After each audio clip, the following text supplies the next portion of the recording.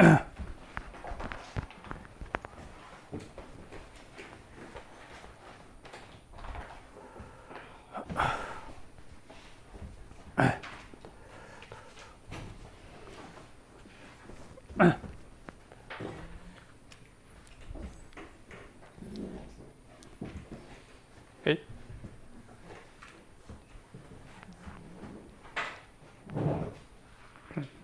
Start করে দিন।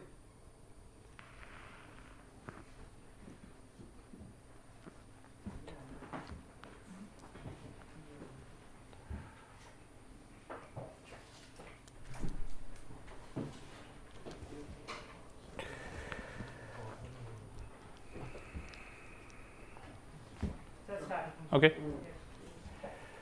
Okay, again, good afternoon. Okay, finally we reached to the final sessions. Okay. And before the noontime, I speak about some role of ITS, okay, and its relation to the infrastructure, okay, and I insisted some kind of importance of the social acceptance, okay, social acceptance, okay, and I will pick up some examples from my experiences for the ITS implementation, okay. So please show slide, okay, slide. So in the rural area of Japan, okay, and here is one of the most rural area in Japan, almost north end of Japan, okay, close to Russia, okay, okay, and okay, so this is first grade of the national highway. Okay, could you believe that? This is kind of the most important trunk road in the region. Okay, this is just 2 lanes, normal, not expressway. Okay, but even if Japanese government have enough funding for investing road development, so it's very difficult to construct expressway in such a rural area. Okay. Okay. Recently, we are facing serious lack of fundings. Okay, because we should support more on the elderly people. Okay, without any income. Okay. So socially, it's very difficult to construct the expressway in such rural areas. Okay, and at original expressway development plan I showed before, this ring also has a plan, okay, to develop. But in reality, government already gave up to extend expressway. Okay, and problem.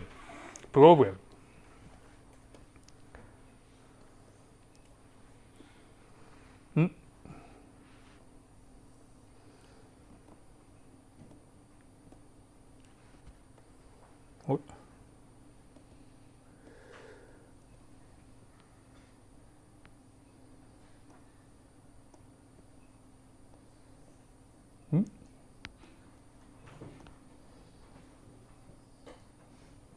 Okay. Speed limit. Okay. As you see, no car.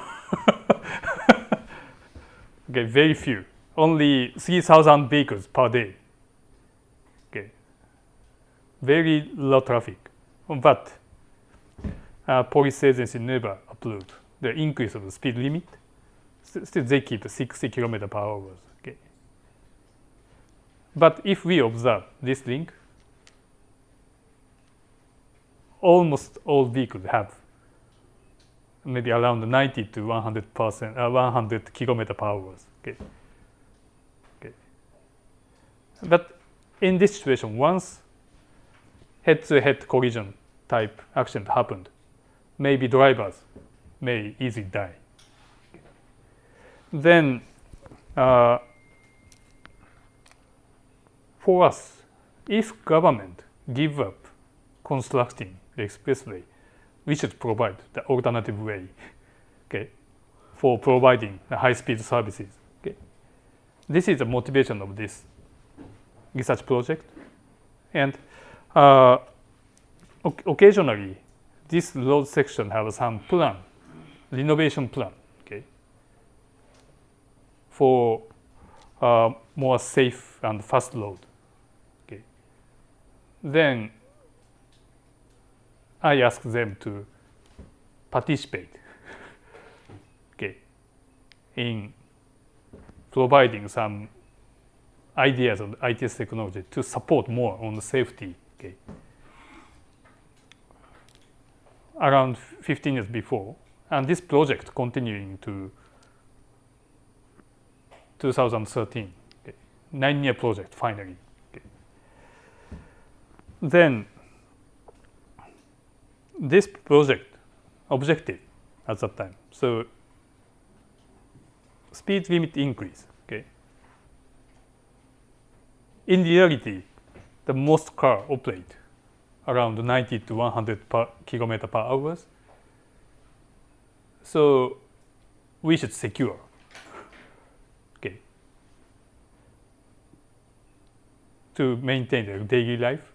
But as well, we should propose some ideas to avoid the fatal accident. Okay, fatal accident.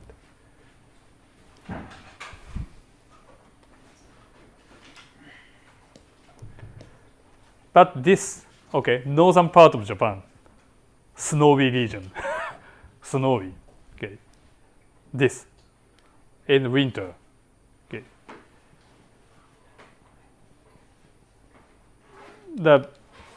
If strong wind blow, the situation, okay, easy to be like this. It's very difficult to see in front and back. Okay. And drivers are requested to drive in such a bad condition. Okay. Of course, there's no alternative road, only this, only this.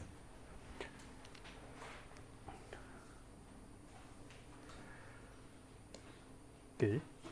And some sections are prohibited to overtake a car, and some cars speed very slow. Okay, sometimes farmer, okay, or so elderly people. Okay, when they drive, the car is very slow and it's very difficult to overtake. Okay, sometimes run just 40 kilometers per hour. Okay. If the car running with 100 kilometers speed approach to this kind of cars, something happen in unlucky case. Okay, and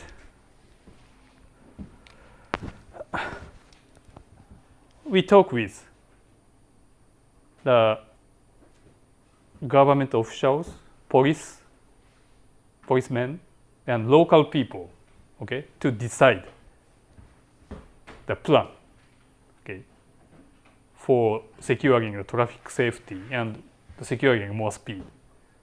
Okay, this is the final proposal.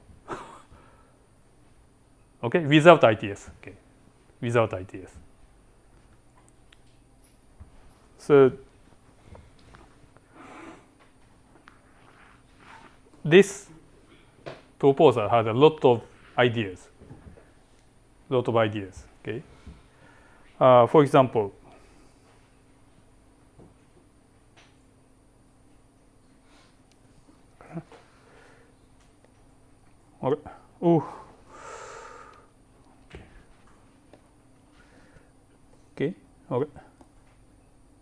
okay, median. medium part. And the two lanes opposite, separate physically, okay? Physically. And if this width exceeds 6 meters, in our calculation, almost zero probability to the head-to-head collision happen. Okay, 6 meters. Okay, and this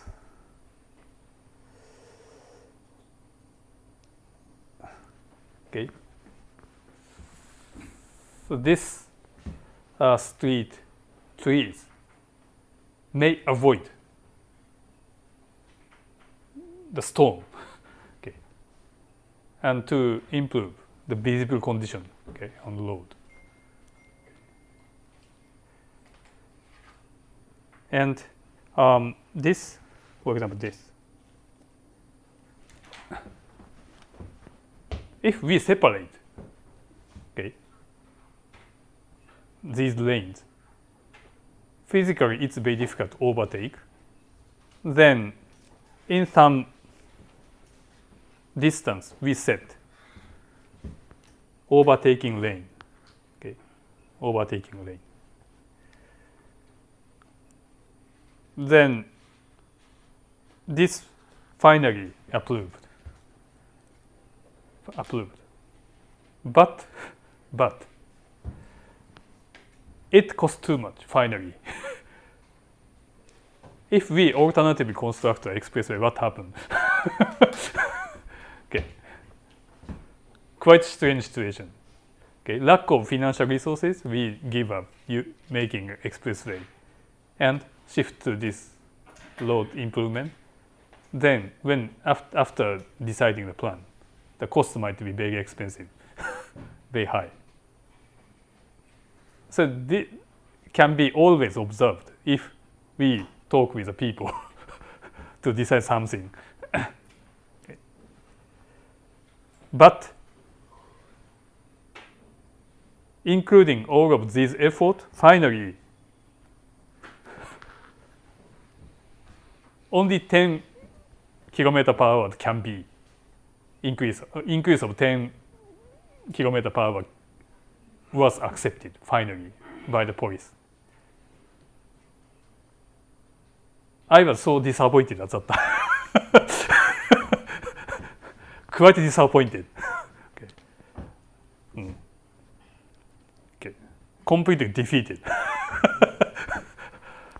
by the police. Okay, so kind of very, very painful memory. I lost completely. Okay. Okay. Then after that, okay, our interest is shift to the ITS implementation, okay, associated with this plan. Okay. So the problem is the two most important points to overcome the invisible condition in storm in the winter, okay, as I showed in the photograph. Then we first tried to set some kind of guide light, okay, guide light, like this, guide light. Okay. And if this guide light set at unsignalized intersection, in the case if car approaching,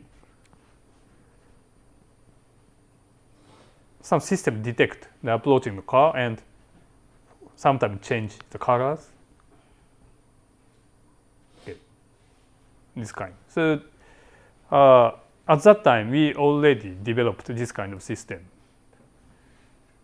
But still expensive.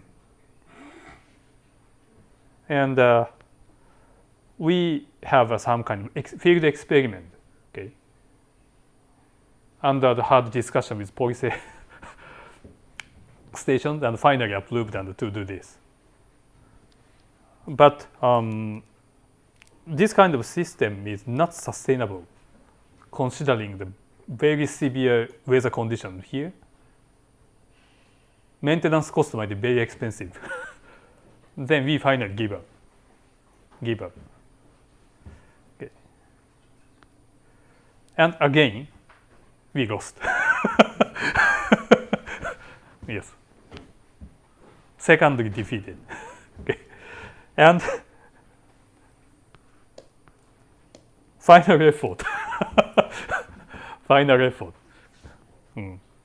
We want to implement something. Okay. And okay, so this is for the how to say some snow sweep car. Okay, snow sweep car. Because we should remove snow from the road surfaces, and we have such kind of car, special truck, to remove. Okay, but they cannot see the rain. Then this kind of arrow shows the end of the rain. Okay. Then this truck set some line to this under this. Okay. And this as a light, LED, but in some conditions it's very difficult to see. Okay. Then we try to set some LED light, and this, and this is very strong for the storm condition. Even though there are severe storm, we can identify where to go. Okay. Then we started this trials as a field experiment. Maybe 7 years before, 7 years before. Okay. And finally accepted. Okay. And we still use this. Okay. But after the project, okay, the road administrator never continued this effort. No extension.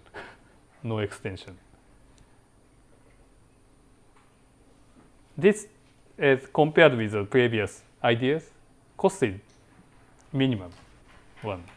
They can do, but they finally give up, or they just forget. Because road administrator change every 2 years or 3 years. So this is another kind of problem. Okay. For public sectors, so they frequently change the position. Okay. Then the academic person like me never change my position. But this area very far from my house, maybe 1,000 kilometers apart from my house, and it's very difficult to go frequently there. And this local city never had a maybe technological university, and it's very difficult to involve the local professors into this project. Okay. So this is maybe it really happened when we try to install the ITS devices into region. But finally, maybe maybe this is a kind of sweet pain, but finally something can be installed. Okay.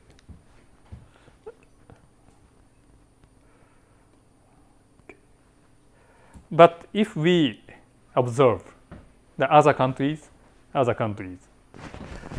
For example, this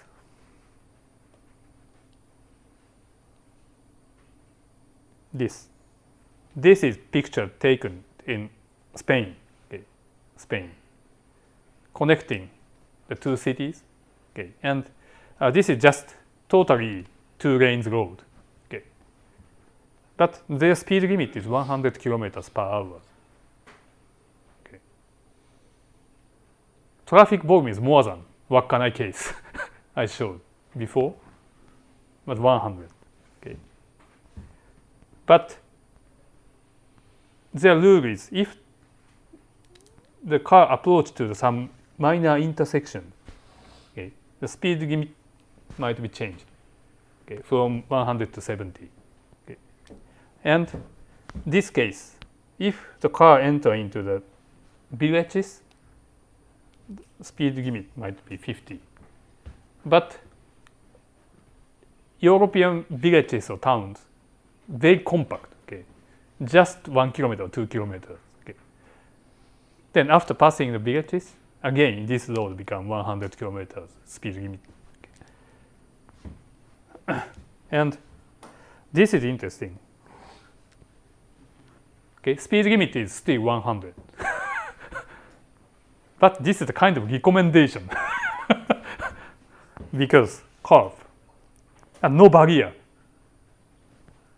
Hey, no barrier. Very dangerous. Okay. Then speed limit is still 100, but road administrators recommend drivers to reduce the speed.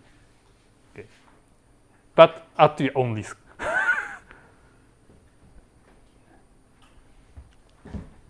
In case of Japan, these sections become all 60 or 50.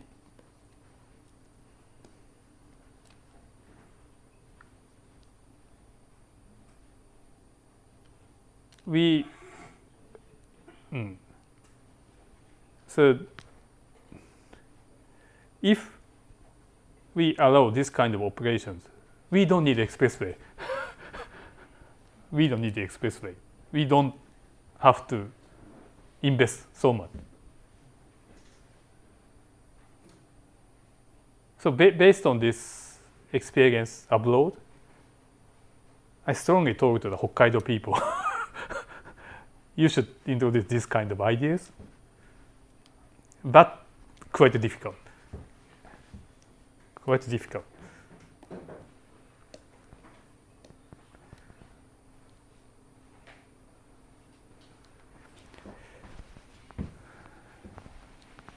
Okay, so finally, even though we agree with local residents, some kind of ideas, finally, when we talk with the police, many change happened. So for our case, the police agency are so nervous, okay, so nervous to change something. And if they allow some kind of system, and this, due to this, the fatal accident happened, they are blamed. So it's very difficult to overcome this kind of some negative spiral when we try to introduce new one.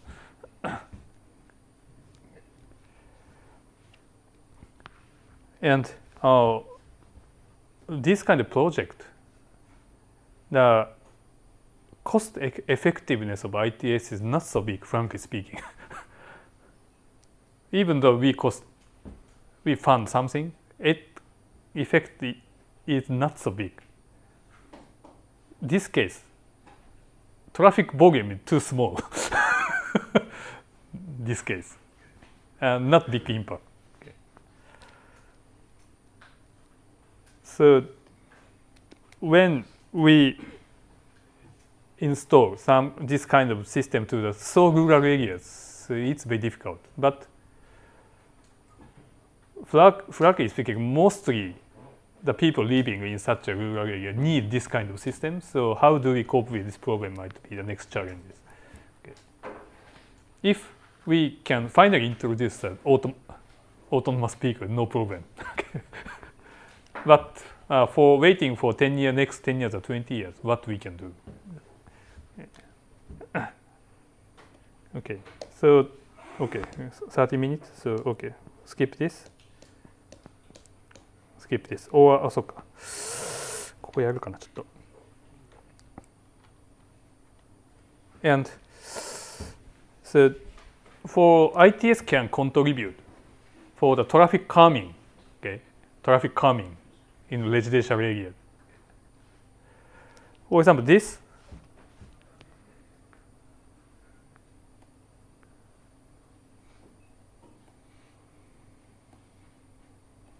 What? This. Okay, some barrier. Okay, and this is electronically operated. Okay, and some the vehicle approved enter into this zone approaches. Communicate with sensor, maybe this. So this automatically going down, and that vehicle can enter into. But the vehicle without permission, okay, that vehicle doesn't have a sensor approaching, so this never move. Okay. So this is very hard to brake, even though car hit this. Very difficult to brake. Okay. Okay. But their case, this is a case in Cambridge in UK, United Kingdom. In this case, if the car hit this, the 100% responsibility for this driver. But in case of Japan, not 100%. Yeah, this is quite strange. Okay, so in this condition in Japan, so this is because we cannot use this. Police finally never approve because some percentage of responsibility for us. Okay.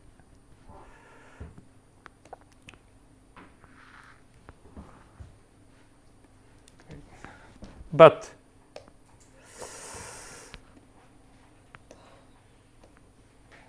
we consider, we think deeply how we can implement or introduce this kind of idea to the Japanese case.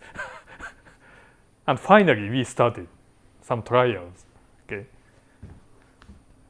Okay, this. What a difference. Could you guess? What a difference between with the previous case in Cambridge? Okay, this is plastic. Plastic and easy to bend. Easy to bend. If the driver well know this can be bent, and if go straight, I can pass. If they driver well know, they can do. But hopefully, no driver do this. Okay. Anyway, so yes, we change the material. Okay, system same material, and we already confirm the big effect. Okay, and recently this kind of approach can be extended to some shopping street. Okay.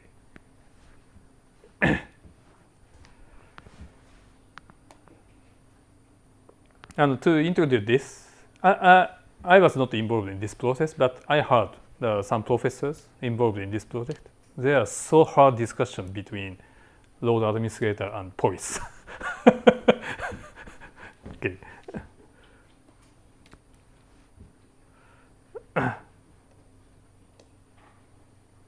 Okay. Okay.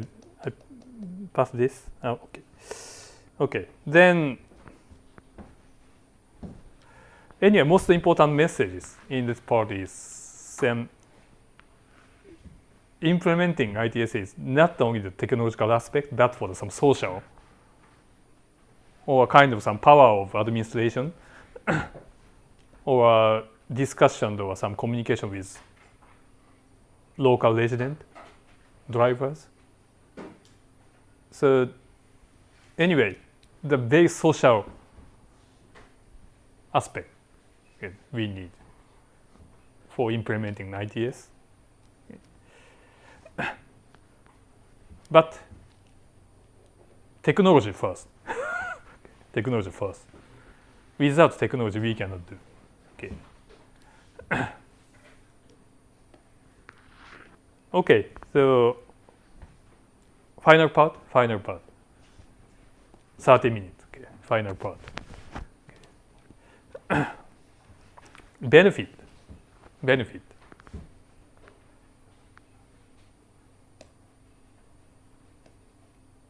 Okay. Okay, so this is a kind of ITS. What kind of contribution? Okay. Or kind of system element, okay, of ITS. Okay. Okay, data collection, okay.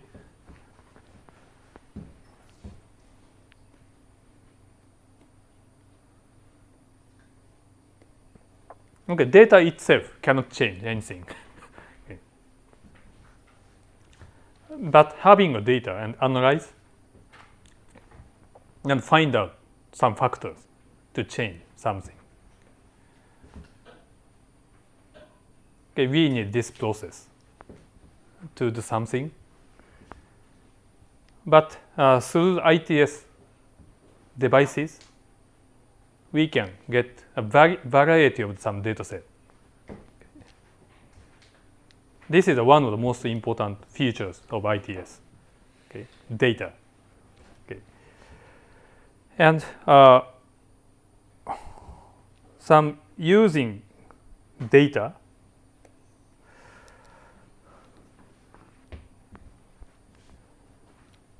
So we provide the information or some recommendation. Okay. This is a very simple application of data. Okay, data. And find the incident or black spot. Okay, I mentioned before yesterday. Okay, black spot, to find black spot. Or ETC, okay, electronic toll collection. Okay, and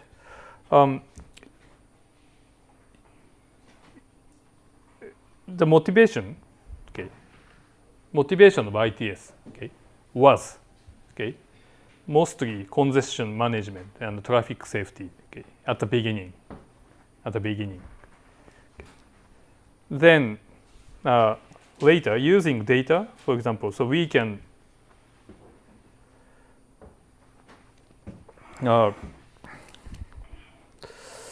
optimize the business structure, okay, for freight transport or public transport services. Okay. And also, some of the data can be utilized for the road construction and maintenance policies, management policies. And recently, okay, those kind of traffic data can be utilized for the disaster management.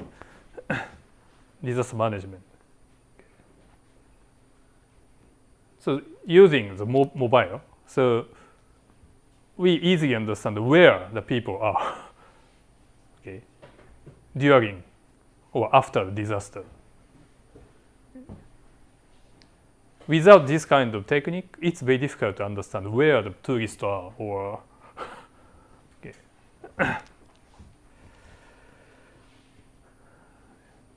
Okay. Anyway, and automation, of course, yes. The current most important effort in ITS field. Okay. And this public transport management goes to Mars. Mars, mobility as a service. Okay. Then at first stage of ITS, just cover this. Then extending. Okay. This is first stage.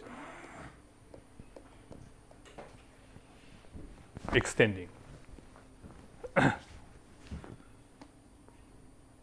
So this meaning, ITS, each element is not so big, but if we combine all and into one, so total system may have some big benefit for society.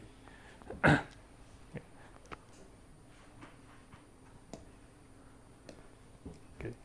And recent movement. Okay, in the last recent movement. For example, this. Recently, this cannot be neglected. Okay. Okay, sharing economy. Okay. The one of the very typical. Okay. Uber. Okay. Here, Uber is like a taxi. I understand. But and Japan, the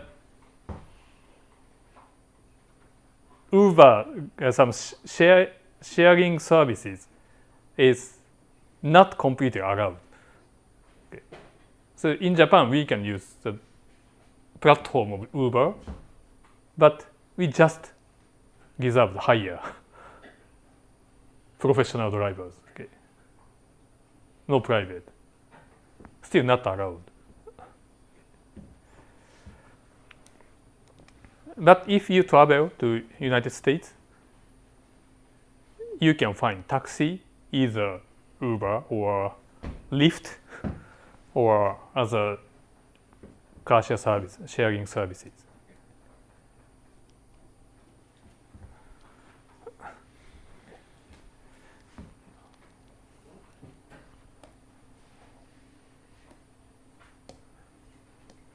Last year, I visited to United States in my business trip, and this is the first time to use Uber at that time, because in Japan we cannot use. Okay. Okay. And United States, we are always suffering from finding taxi. Taxi. Then, when I first used Uber, I completely fascinated. Oh, very easy to reserve and easy to find a car. Okay. And point, the both driver and user user had a GPS and very easy to meet. Okay, easy to meet. Okay. And in the case of taxi, sometimes they use meter. Okay. This means at the end, the price, fare, is decided. Okay. And sometimes we should negotiate with drivers. Okay, once we agree with, but finally drivers said of expensive fares. Okay. I experienced in the Bangalore 10 years before. Okay. Always fighting with some negotiating. How much is it? Finally, they reach to the destination. They ask me the 10 times. I never paid. Free ride at that time. Got so angry. and the driver finally give up to follow me. Okay. But using this, we don't have to do such kind of experiences. Okay. And this payment is automatically done in the internet using the credit card transactions. Okay. And most important point is we judge the driver. Okay. And driver also judge ourselves. Okay. Like this star.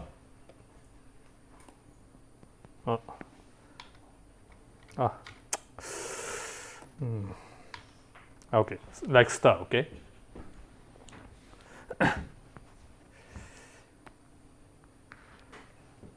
But our case, of course, our government already understand the importance of Uber-like services. But considering the business impact to the conventional taxi services, okay, in reality, it's very difficult to implement or accept these kind of services to protect the taxi industry. Okay. Taxi industries. Our taxi industry is still very big. Okay.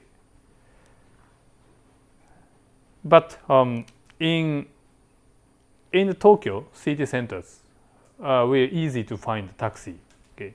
There are a lot of taxis, and they are competing each other. But in rural areas, very few taxis are there. Okay. And in the rural side, no public transport. And they are almost facing the hyper-aging society. Okay. Hyper-aging society. Okay. Maybe half of the population is over 75. Then younger driver. Okay. Younger means over 60. Okay. Okay. Younger driver should carry them. Okay. But this younger generation also still working. Okay. Then in such kind of regions, those kind of younger generations, okay, more than 60, younger generations have some kind of voluntary mind to start some regional business, okay, using the Uber platform. Okay. But it's quite interesting. So hyper elderly people cannot use smartphone, so they cannot use Uber application, and they called someone to reserve. Okay. Okay. So someone might be also the different kind of volunteers. Okay.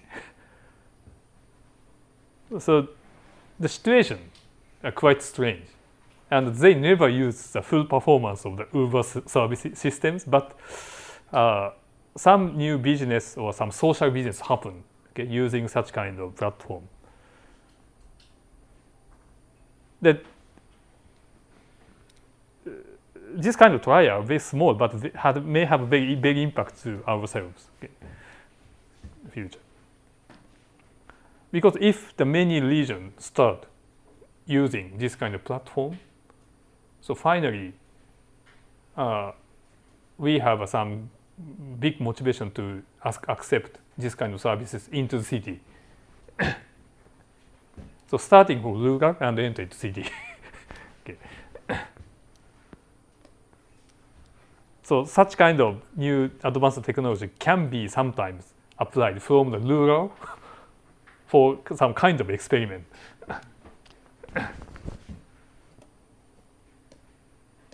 Okay. And of course, again, this is a different sort of share economy, okay, bike system. If this campus had this kind of system, what happened? This afternoon, I saw a lot of bicycles parked, okay, on the bicycle parking. But problem, demand, maybe concentrate on some timing. So introducing this kind of services into the campus, considering the demand characteristics, it might be very difficult, not sustained. But like London, there are a lot of sub-centers in the cities, and there are various directions of demand at the same time.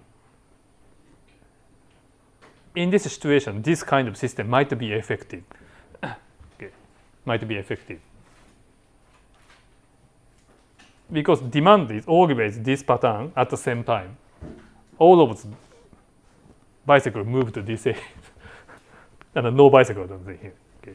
So maybe for the sustainability of this kind of system, it depend on the multiple demand pattern, at the same time. So bigger city can only do this kind, I think.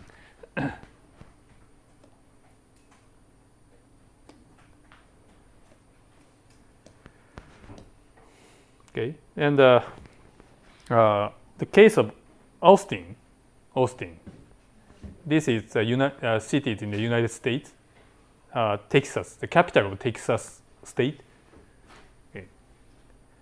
And this city is so advanced in terms of share economy or Mars.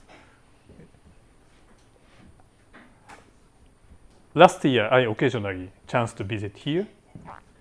Okay, and okay, so of course this city also have this kind. Okay, but compared with the London case, stations, they only have maybe just less than 100 stations in the city. Okay. So if someone tried to return the bicycle to this station, but fully occupied, they should find a different place. But sometimes the next station might be 1 kilometer ahead, or 500 meters ahead. So in this situation, to experience such kind of unlucky cases several times, maybe they finally give up the use. And they don't invest too much this kind. So once they set up this set, but not well maintained. When I borrow one bicycle, almost broken, very heavy. I suddenly find station and change. Okay. But this kind of through applications, we can use easily resolve this. And through the applications, we immediately understand how many bicycles are there, or can we return to this site through the application.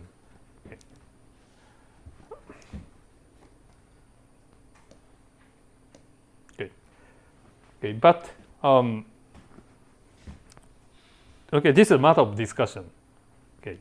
Newcomers, or share cycle coming, dockless type, they can park anywhere. Of course, this has a GPS, and it's easy to find the location. Also, Chinese company once entered into this market, but finally they quit.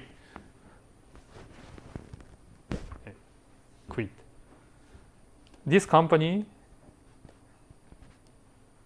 maybe already quit from non-Chinese cities.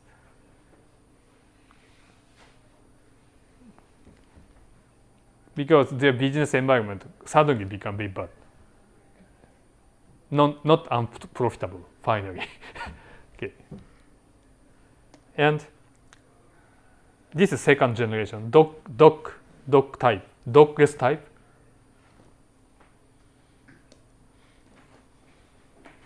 Maybe first dock type might be around year 2010, okay, and this maybe 2015, okay, but now situation dramatically changed. Okay, this, okay, kind of kickboard or scooter. Also, this is dockless, okay, and this is electronic power, okay. No need to, yes, okay, like a scooter, okay, like a scooter. And now, Austin city government accept this system, and maybe around 10 companies enter this market, and this conventional system. 2 slides before, maybe already banned out. Okay. So such kind of very advanced city like Austin always try the new ideas.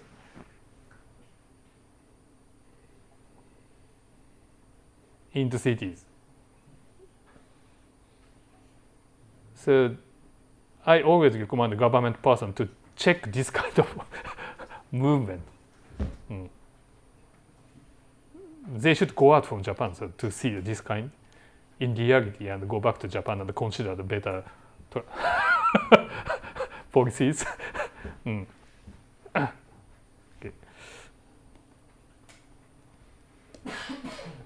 Okay. Okay, and in the 10 years, we have very radical changes, okay, in vehicle technology. Not only car automation, but for the EV, okay, electronic vehicle. Okay, due to the progress of the battery capacity, okay, the electronic vehicle might be very feasible car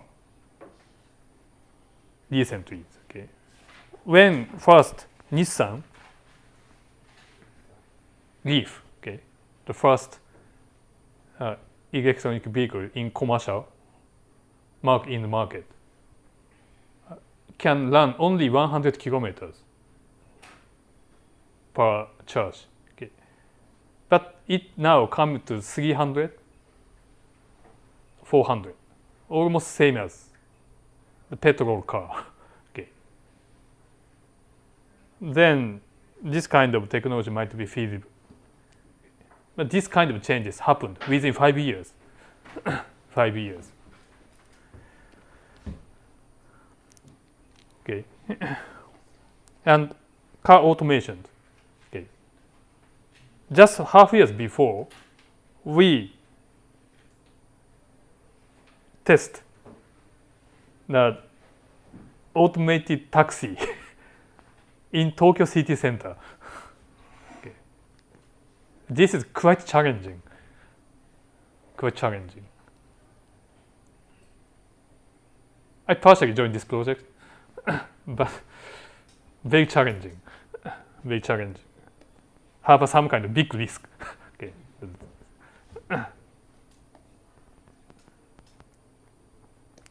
But this kind of situation might be again changed 5 years, 10 years. So the transport planner always think about this, the change of the devices or change of technologies.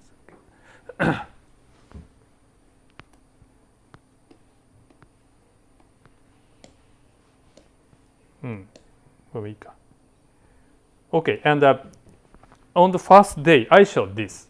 Okay, I showed this. My current interest is how do we change this structure if autonomous vehicle realized or sharing mobility well penetrated? What happened in this? Or electronic vehicle same. how the sustainability of car changes or bus changes. Okay. And railway never changes, but affected by the change of those, how the railway becomes. This is one of the current interests for me. In next 5 years, how can we draw this? Okay. This chart is based on the conventional fleet condition. Okay. Based on the fleet condition. Okay.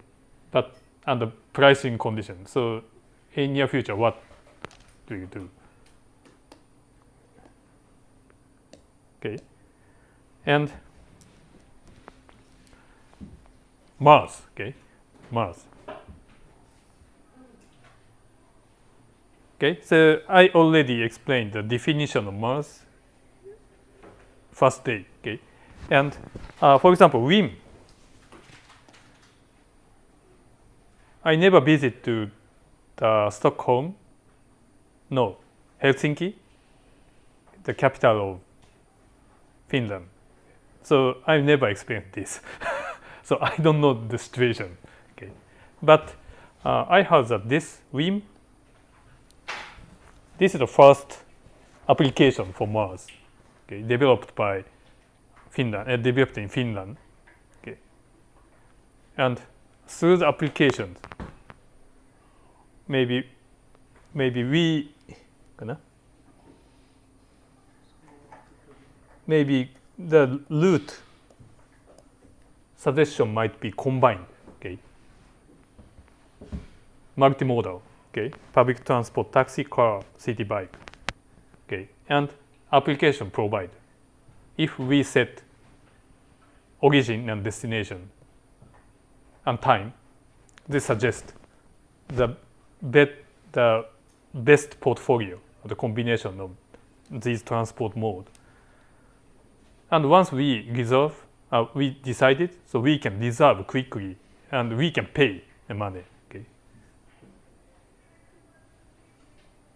Before, we should pay to each, okay, transport mode. We should pay to the railway, we should pay to bus, we should pay to the share mobility or this kind. So they can pay at once. Okay.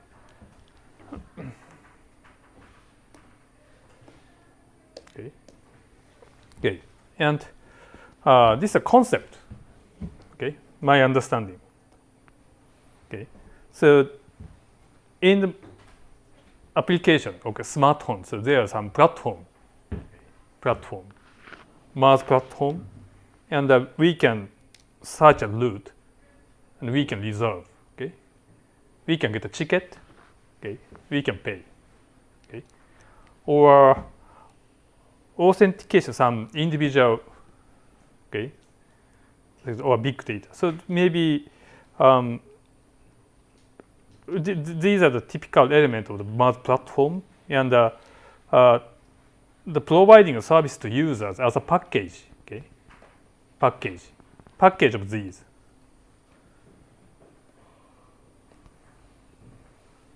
Okay, package of these. And there are conventional operators like railway, bus, something. As well, new operators like sharing mobility, like car share, bike share. So recently we call the Uber-like services as ride-hailing, not car share. Okay, ride-hailing. This Uber.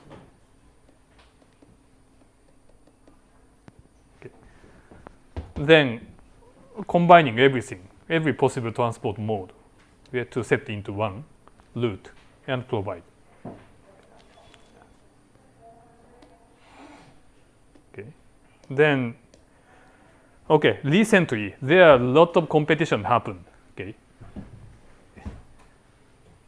In this field, okay, Mars operators. Okay, there are several types in my observation. Okay. One is a car manufacturing company itself, like Daimler in Germany or Toyota in Japan. has a strong interest to enter into this mass market. Because for a car manufacturing company, mass is the kind of enemy. Okay. Because they may lose their market, okay, for car sales. They never buy a car. In this case, what kind of business model can be? Okay. And second type, okay, the center of the mass might be public transport. Okay. So railway company may have some kind of power. Okay. For example, DB in Germany, Deutsche Bahn, German railways, okay, had a strong leadership in this field. And Japan also, some Japan Railway East Company and some private railway company have a very strong interest to this, and to start their business. Okay. And ride hailing like Uber, Lyft, Grab, okay, this kind. Telecommunication company, in our case, SoftBank. Okay. Had some very strong interest to enter into this market. A navigation company, okay. Our case, Navitime, Japan, I showed in the big data part. Okay.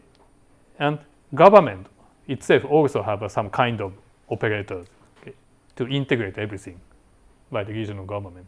So if you check the mass operators, okay, in the website, so there you can find several companies, but my observation, those are classified into the 6 different patterns. Okay. I'm not sure who will win. Okay. Finally, globally, so there are very few mass operators are there in next 10 years. Okay, already 3. Okay, finish. Last one. Okay.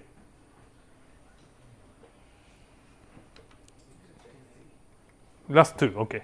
So allow me to have 5 more minutes. Okay. Finally, if this happens, yes, this is quite problematic for the transport planners. How do we deal with this? Okay. These are next challenges, okay, in your generation. Okay. And okay, this is last. I believe this is last for me. Okay, so benefit. Okay. I summarize into this. So of course, we can provide a safe transport conditions, and we can save the time through using ITS. Okay, and we can activate our activities. Okay, or the society can enjoy economic growth. Mostly coming from, okay, saving time, or okay, after activating our activities, some consumption happen, and it may contribute to the regional economic growth. And through some kind of if sharing economy well penetrated, that can contribute kind of some social integration. Social integration. And finally, including these, finally ITS can contribute to providing more better quality of life. So the role of the academician, okay, or person in the ITS field should explain well how this system can contribute to provide the better quality of life. Okay. Might be required, and this is maybe kind of your task if you are interested in this field. Okay, so this is all my contents. And I have a question.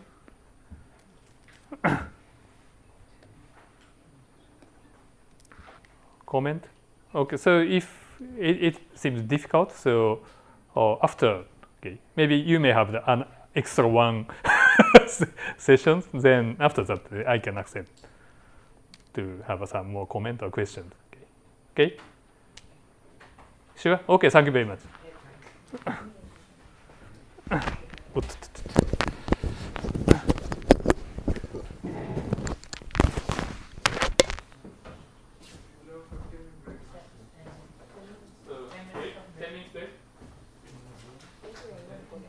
Very small story. I was just watching a web series last night.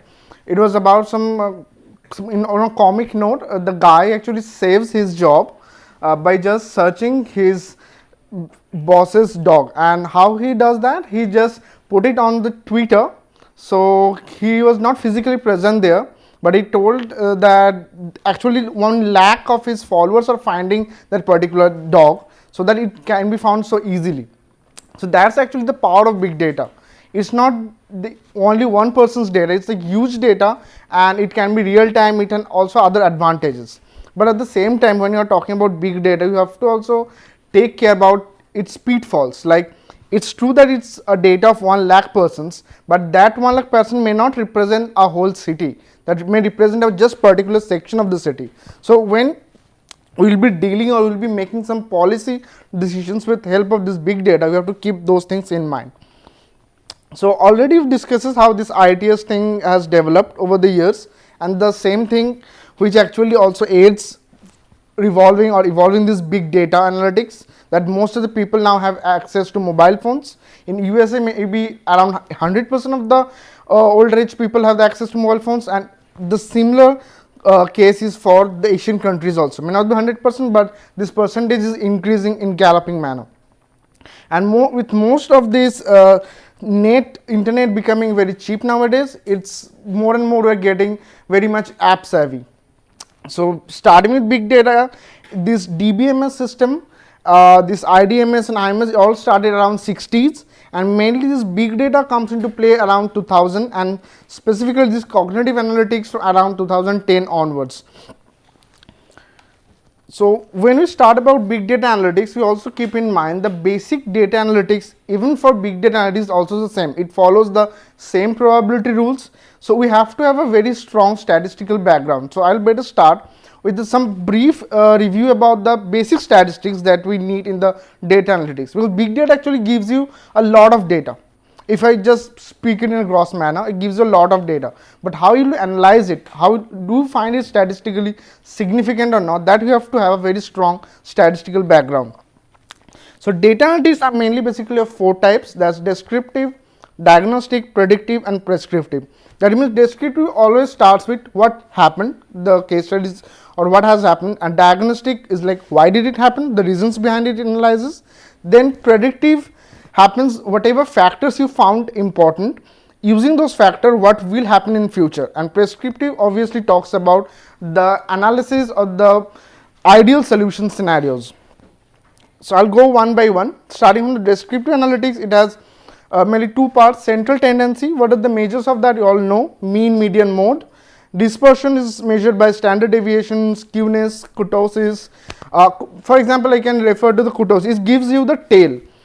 If your deviation or your graph is a very long tail or short tail, that means whether you have a large number of outliers in your model or not. And based on that outlier, you can have different model characteristics, or you can find specific characteristics of the particular region you are analyzing. Second is diagnostic analysis. It has majorly 3 parts: presentation, exploration and discovery. Presentation means just at the beginning what we do, the quick and cursor familiarity of the whatever data we have, how is the pattern overall. Mainly we do it in Excel specifically. And second one is exploration. That's how your experience, your domain knowledge comes into play. That's intuitive understanding of why this pattern is seen. For example, if I find we're actually doing on project, so we had data of Hyderabad city. So we find specifically the pedestrian number or pedestrian trips in the weekends, or maybe the pedestrian trips are quite high all the days in that particular Charminar region that we surveyed. So we actually inferred that maybe because of that religious activities, what happens 7 days a week, the pedestrian activities are quite high in that particular region, which is not the case in other region that we surveyed. So that is your part of analysis where your domain knowledge comes into play. And third one is the discovery of the hypotheses. You formulate them and gathering evidence or validating those hypotheses. Predictive analytics is started with the whatever feature selection. You do the correlation analysis. You can do scatter plots as well as different regressions. One of the simplest one is linear regression. Others one are as mentioned like discrete choice, multinomial logic, probit, time series, classification, as well as multivariate adaptive regression, splines also. So the last part which gives around what is the ideal solutionistic scenarios for future is prescriptive analytics that has stochastic optimization, and second one is the evaluation of simulated scenarios based on which you prescribe the policy that can be done for a particular region. Now we get into the exact big data analytics. What are the types of big data sources? Majorly there are new sources are coming. So these are the major ones that has been used for transportation scenarios like mobile phone data, smart card, social media, POIs, that means point of interest, GPS data, RFID means radio frequency, and camera and drones data. So this is the comparison of the sources. As you can find that all data are not suitable for all types of analysis. For example, in mobile data, you don't have high spatial resolution. Means because there is always some privacy issues there, because if you give someone's exact location, that means you can easily identify that particular person. So it is against the security of that particular person. You cannot have the exact data. Similarly, others cameras or drones, you cannot have that as much data as you can have through mobile phone, because mobile phone can give you data of maybe 1 lakh person of the city over a month, maybe over a year even. But camera, you cannot place your camera and collect that much amount of data. Even if you place a camera, it will be of the selected links or selected nodes. So it's not feasible to collect that amount of data, which is actually helpful to have an analysis of the holistic pattern of the whole city. This is I have done the analysis of these particular types of data, where we can best utilize these types of data, where we cannot, and what are the uniqueness of these types of particular data. So we'll start with the mobile or cellular data. So best utilize, as already explained, it's not about how you move, mainly where the people located, because then only it can be done through the triangulation of the cell phone towers, that during say for 9 AM to 6 PM, if the person's stay location is around some place, we generally infer that this is his workplace or work location.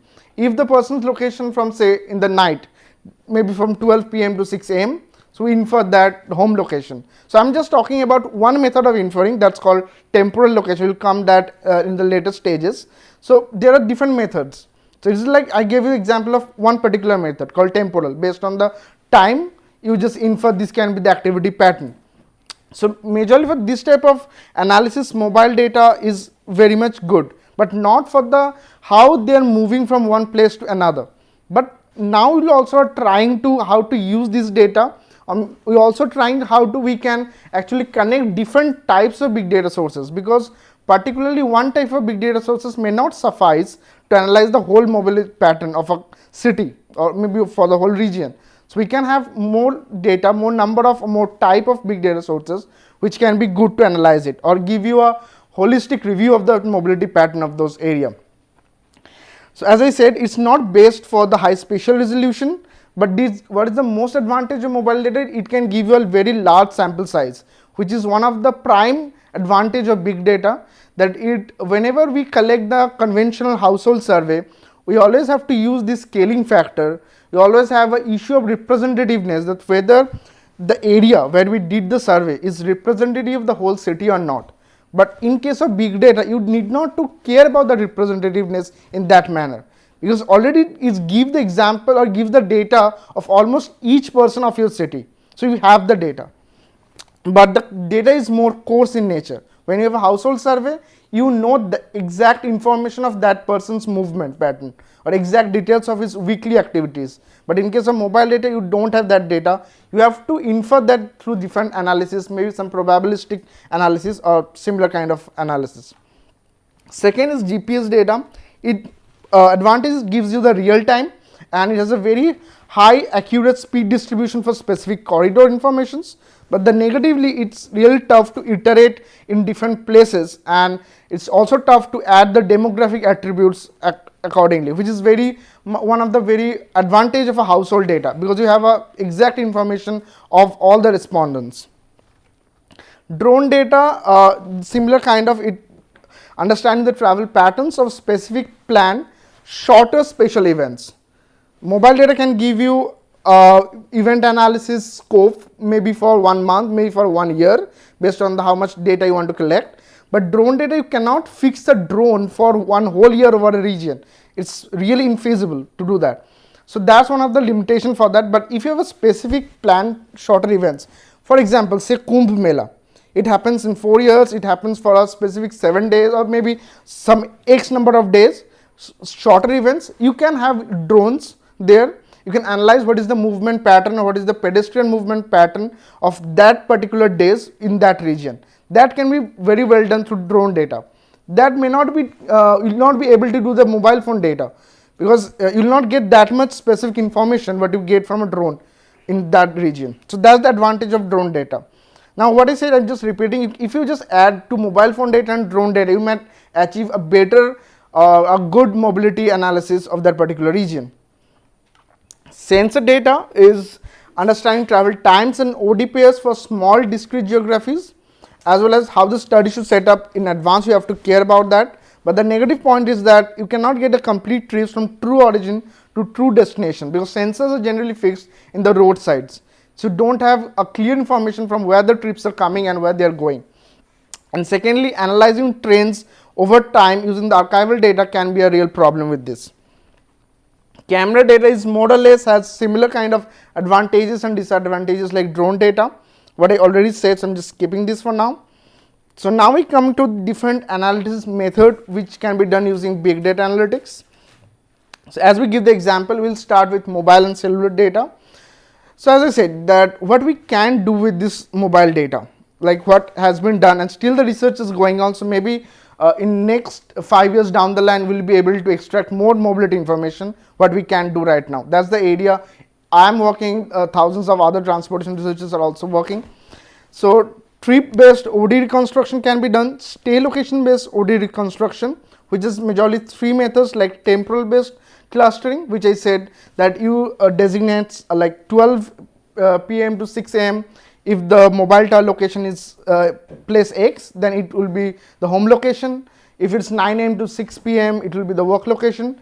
Distance based clustering is mainly done how a particular place of interest distance from your location. So then you assign the activity of the nearest possible place of interest to that particular stay location. And frequency based clustering is done, it's a kind of mix of both distance and temporal that you do, like how much your mobile phone is located in a particular area. Based on that probabilistic analysis, your activity pattern is being analyzed. And second is activity based modeling, with which we do activity inference. We can do which mode you are going through based on the time difference with that, because we have assumably a general speed limits of particular vehicles. And lastly, we also need to generate sometimes the synthetic population for the analysis purpose. So we give you the example of one particular example that we collected from one research that has been done through mobile data analysis. So starting with what are the types of data that was collected to analyze OD reconstruction with help of mobile data. Detailed information of the nodes and links, study area, its population, its trip production rates, mode share, and mobile penetration rate. These are the information you find, these types under the columns of types of data that has been collected for the analysis purpose. And obviously the CDR data, that means call detailed records data, that is essential the mobile phone data. And obviously the traffic count data, which is the video data with help of machine counting. So what we do, the overarching aim of the objective is to generate the OD, origin destination matrix for a particular city or for a particular study region. So we will start with doing a generation of tower to tower transient OD matrix, because from mobile phone location we can find the towers first. What is the present location of this mobile phone will be assigned to a particular tower. From this tower to tower transient OD matrix, there is the TOD matrix. We will now develop it or transform it to node transient OD matrix. From there we will find the proper scaling factor and determine the actual OD matrix of that particular region. So this is the first step. There is a generation of tower to tower transient OD matrix. This is the example of how this particular mobile detail records, that's called CDR, has been collected. So you have the ID. One of the major steps is like to anonymize this particular informations, because these IDs shouldn't be assigned to any particular person. That's the basic agreement, or this basic security agreement for any whenever you get some call detail records from any of these companies. Now we have the detail call informations, like what is the call date, time, what is the duration, and most importantly from where it has been made, the lat long of exact every call records. So this is an example of one particular ID where he or she has made these calls. From there we actually get the particular stay location where the mobile phone has been located, which is actually helpful to get the tower to tower OD matrix. Now we have the CDR data, we get the tower to tower OD matrix. From there how we convert it to tower from the node to node OD matrix, we attach the network data. So just couple of slides behind. We have the detailed information of the networks, like nodes and links, what is the study area, what is the trip production rate. So we have this information beforehand. So we use this information to transform it from tower to tower matrix to the node to node transient OD matrix, with which we use the third data, which is the traffic count data.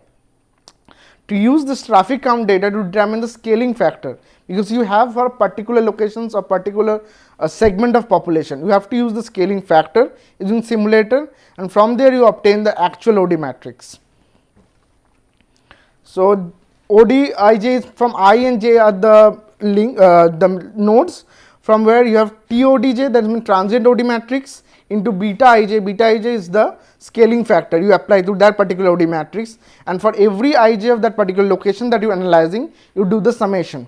And the major function is like the minimization function, where that's the Z, that you do the actual minus simulated, because you know have idea of what is the actual kind of traffic flow there, because I have already collected the traffic count data, and you have the simulated data of the traffic flow from your OD matrix. So you have to minimize that function such that the ODIJ, that means I to j node, at the time of t, this function has been minimized. So you can see the transient OD matrix and the actual OD matrix. You can find more or less the patterns are very similar, except in certain cases where we use the scaling factor and this minimization function, we find the exact amount of what is the traffic flow in that particular region.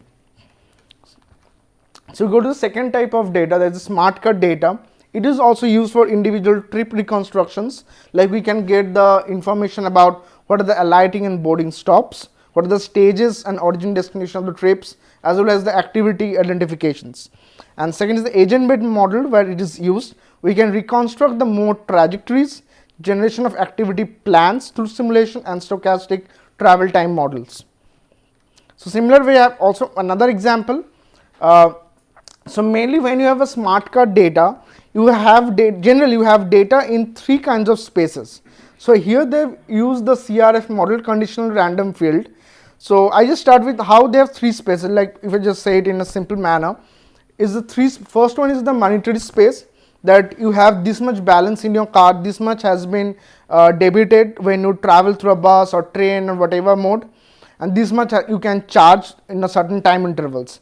Second one is the temporal space, that means when your smart card has been used for traveling, and third one is the geospatial space, that means where your smart card has been used, like what is the alighting or what is the boarding stops. So types of data means in the same manner, it means the data you already have to collect beforehand, which will be come in different phases to analyze this mobility patterns. So this has been an example of finding what are the activity locations or what are the individual trip reconstruction through smart card data. Like you have a smart card information of a particular person, say X, obviously anonymized. Then you have to reconstruct where this guy or this girl has visited during this whole day. So starting with the first one is the segment. That means segment here means in a smart card transaction event, like from this point to this, there has been any cash like some adding to the balance or something has been debited from the balance. And what are the constraints for it? First one is the proximity constraints.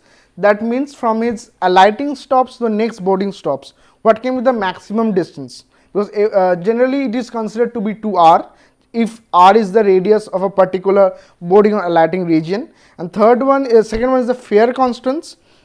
That means that if you have different bus services, what can be the maximum fare that can be debited, depending on which we actually find what type of mode he or she has taken. And third one is the temporal constants, from which we can find whether he or she has the same person who has taken alighted these stops and take the next mode or not. And third one, what I said, it has been used for the CRF or conditional random field model.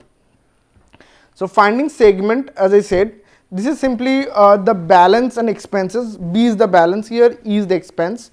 So similar way, balance at the next stage, the ith stage, if you say the current stage. So balance at the next stage plus expenses means balance plus whatever amount you credited. And finding constant, which is the second stage, as I said. So keep in mind, everything has been analyzed in 3 stages, like monetary spaces, temporal spaces and geospatial. So finding constant, first one is the proximity, which has been analyzed what will be the stops that particular person will be alighting or boarding depending on the pair of stops, that is k. Second one is the fare between consecutive 2 stops like L1, L2, L2, L3. Temporal is that like what will be the time difference between alighting and boarding. These are the constants to find that you are tracking a same person or a different persons, because when you are analyzing any particular smart card information, you don't know that this is this person's whole data. So you have to track a proper person in a way, so you have to apply these constants. For example, temporal constants is that this delta T1, that's the time difference. This delta T1 should not be greater than T2 minus T1. This means T2 is the time point where he has taken the second mode, he or she has taken the second mode, T1 is the first time point. So your delta T1 cannot be greater than this difference. If it's that, then it's some other data or is some outlier or discrepancy in your data. So and this is the some detailed maths work. So generally for you, it's mainly the use of the semi-supervised conditional random field model, use of the probabilistic nature to find out what will be the activity pattern.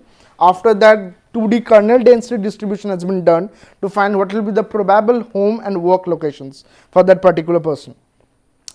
Third type of data we'll analyze is the social media data.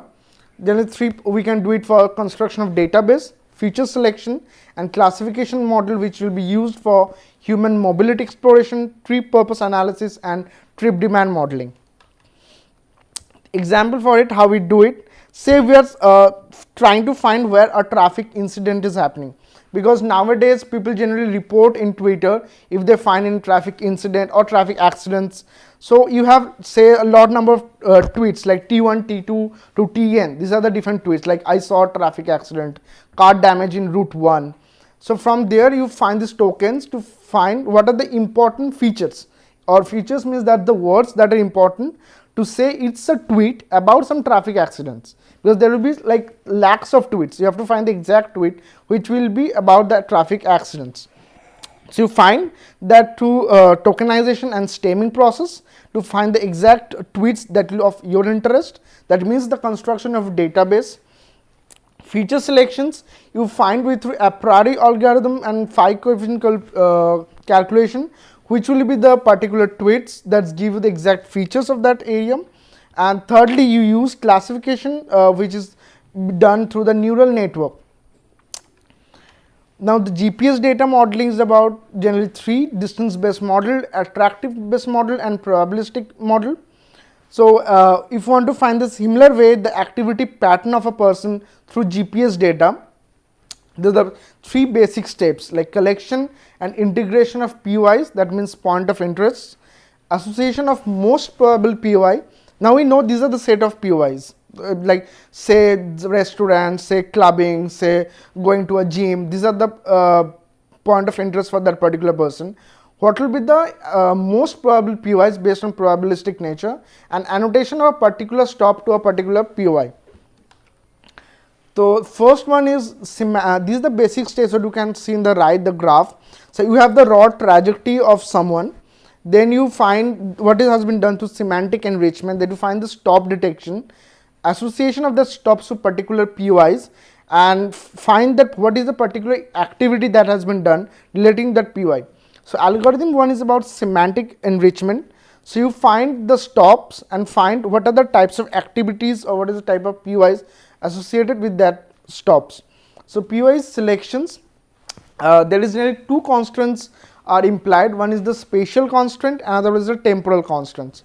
Spatial constraint means that if a particular stop located, then you have certain point of interest, like say X is a location, like you have within 1 kilometer distance or 1 kilometer radius of X, you have one gym, one restaurant, one club, one office. So what is the distance of that? Maybe your office is 1 kilometer from your particular stop, or maybe your gym is 2 kilometer. So actually that stop cannot be actually attributed to your gym location. So if someone is alighting at that stop, most probably that person is not going to the gym, he is probably going to the office location. So that is the spatial constraint. And second was the temporal constraint, means if someone is getting down at a stop X at maybe 10 o'clock or 11 o'clock at night, maybe within 1 kilometer radius it has a club, nightclub and an office, but the office is generally not opened during the night. So if someone is getting 10 o'clock there and getting maybe again boarding from that stop at 1 am at night or 2 am at night, then he or she has probably gone for the clubbing, not for the office, because office activities is closed. So that is a temporal constant to find out the activity association with that particular POIs, because first you have this whole set of n POIs, then n minus something, n minus x is the POIs you associate with the locations based on this kind of constants. This is the probability. Now as I said, the probability of based on this kind of constants, you find which is the probable activity to that particular point of interest, which is actually the input for the last stage, that this stop, if someone gets down at this stop, he or she is going to do this particular activity, which we say the, if we find the output of this, the right graph, that the shopping or eating. Now you have the raw trajectory, you know these are the boarding alighting stops. With this POI analysis, you now know this person has gone at stop A for shopping, stop B for eating, because already through this analysis you have associated certain stops with certain types of activities through your this big data analytics.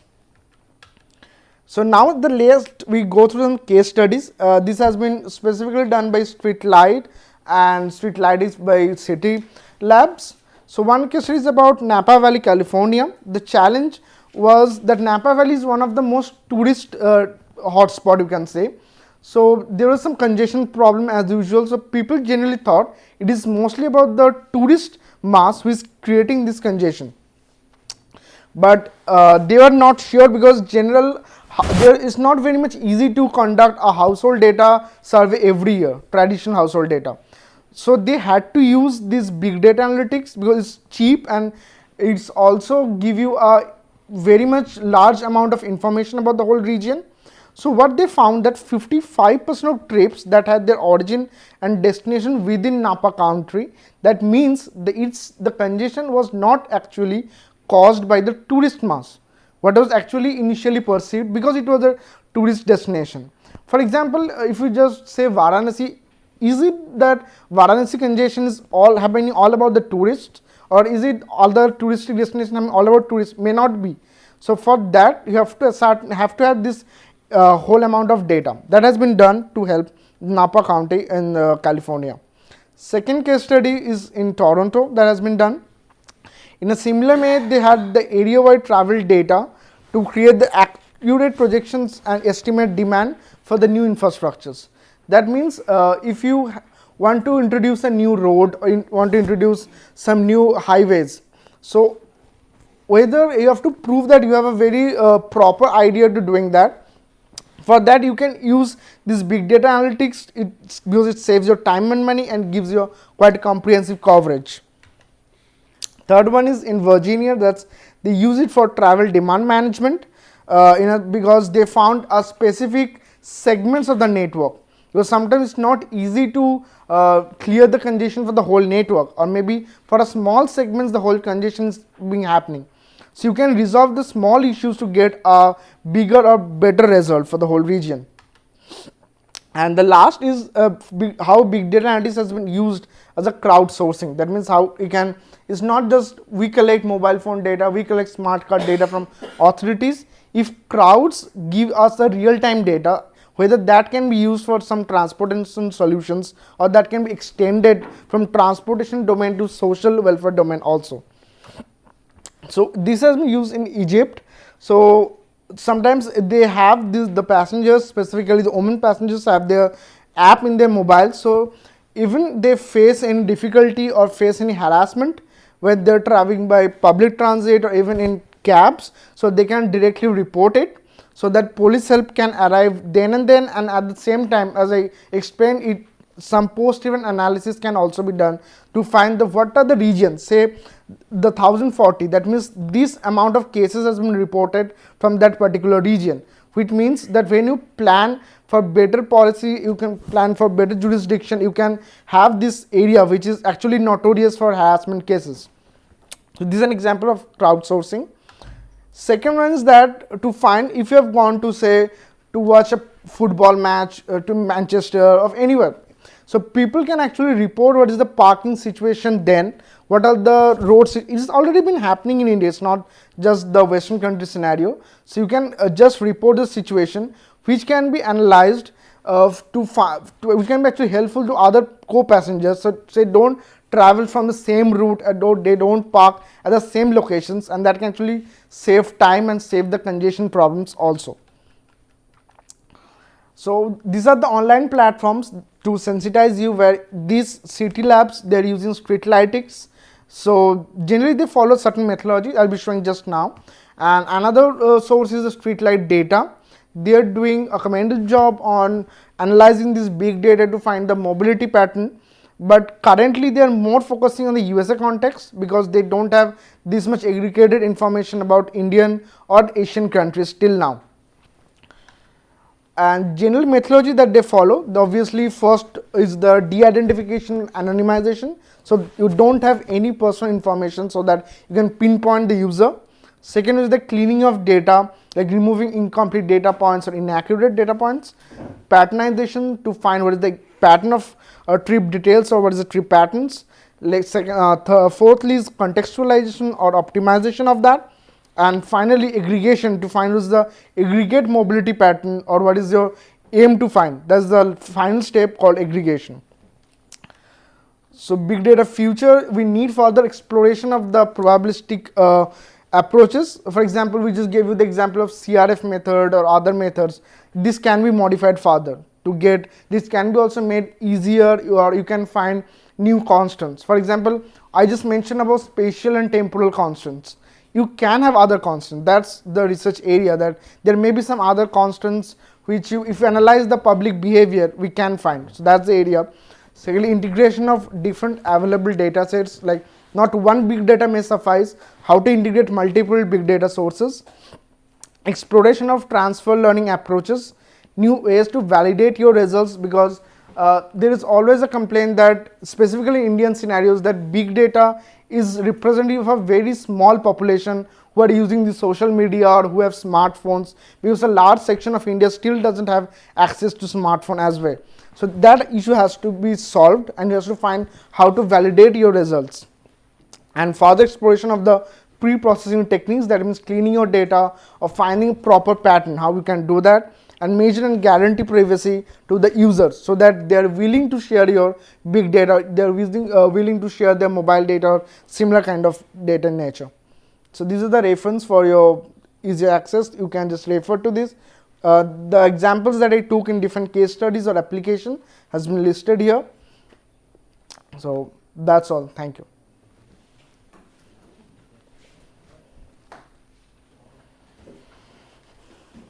I know there is a lot of information and a lot of information is new, but the whole point is in the field of transportation we will slowly move towards automated data collection and data analytics. Okay, I mean we are still doing